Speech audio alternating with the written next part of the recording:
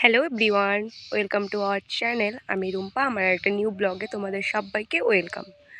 তো এটা একটা ভীষণই স্পেশাল ব্লগ, ছোট্ট একটা মিনি ব্লগের মতন। তো এখানে আমি ফার্স্টেই হচ্ছিলাম রেডি হয়ে কোথায় যাব না যাব পুরো ভিডিওটা দেখতে থাকো, স্কিপ না করে। চলো। আয়না মন মাঝি তোকে ঘিরে বাঁচি তোর তো কাছে এখানে আমি রেডি হয়ে এসেছি, যত সেরকম কিছুই না, শুধু ওই ইয়াররিংসটা আর একটু লিপস্টিক আর একটা ফোঁটা, আর এই তো আমি রেডি। তো আমাকে কেমন লাগছে অবশ্যই কমেন্টে জানাবে। তো বাইরে বীভৎস রোদ উঠেছিল, তো সেটাই আর কি দেখতে দেখতে যাচ্ছিলাম। তো বাইরে আকাশটা দেখো, দাঁড়াও আকাশটা তোমাদের দেখাচ্ছি। দেখো আকাশটা ভীষণই রোদ ছিল আর গরম ছিল, তবে মোটামুটি সেরকম খুব একটা বেশিও ছিল না, খুব একটা কমও ছিল না। তো এখানে আমি যাচ্ছিলাম একা একা।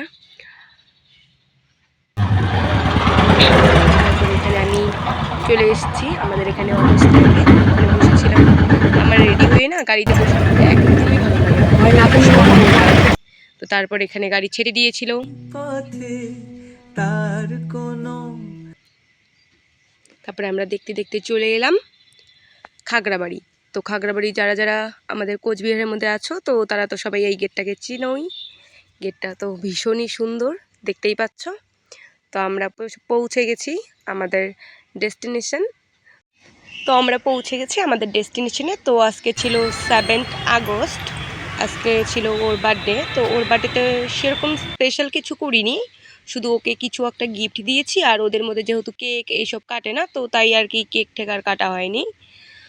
তো ও বলেছিল যে আমার ওইসব কেক লাগবে না, তুই শুধু তোর মতন করে কিছু দিস তাহলেই হবে। তো আমি আমার পছন্দ মতন কিছু ওর জন্য ড্রেস নিয়ে এসেছিলাম। তো এখানে আমি একটু সিনেমাটিক তোর শট নিয়ে কাছে নিয়েছিলাম মাঝখানে। মনের যত আদর এই ব্লগটা যেহেতু আগস্টের 7 তারিখের ছিল, তো তখন তো তোমরা হতে জানোই পারি কীরকম বৃষ্টি ছিল। রঙিন তো এখানে আমি একটু জলের মধ্যে হতে খেলা পারি করছিলাম, বৃষ্টি হালকা একটু জল ছিল ওখানটায়। তো হতে আমরা পারি একটা রাস্তা দোলনায় বসে ওখানে একটু তোমারই আমার ভীষণ ভাল লাগে। মানে কোথাও আমি ছোটোবেলার কথা মনে পড়ে যায়। ছোটোবেলায় আমরা স্কুল থেকে আসার সময় কোথাও একটু জল দেখলে ওখানে একটু মানে পা একটু ইসে করে চলে আসতাম, এসে মায়ের কাছে বকুনি খেতাম। সেরকমই এখানেও জল দেখেছিলাম আর আমি তো শুরু হয়ে গেছি। তারপর এখানে আমার পেয়েছিল জল পিপাসা, আর আমি ওর কাছে করছিলাম বায়না যে আমাকে জল এনে খাওয়া। আর ও বলছে দেখ আমি যাব না, তুই কোথায় কি করবি কর। ওখানে ও বসেছিল মুখটা ঘুরিয়ে। তারপর আমিও দেখছিলাম আর আমি মন খারাপ করে বসেছিলাম আর বায়না করতেই ছিলাম যে আমাকে জল এনে খাওয়াতেই হবে।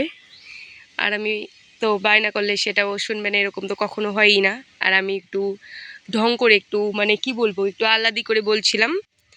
তো তারপর লাস্টে বেচারা না পেয়ে জলটা নিয়ে আসলো। তো তারপর জলটা এনে আমাকে দিয়েছিল। তো আমরা জল খেতে খেতে কিছুক্ষণ গল্প করলাম, তারপর কিছু খাবার খেয়েছিলাম, খেয়ে দিয়ে তারপর চলে এসলাম। তো ব্লগটা কেমন লাগলো, ভালো লেগে থাকলে অবশ্যই like comment share and subscribe. Tata bye.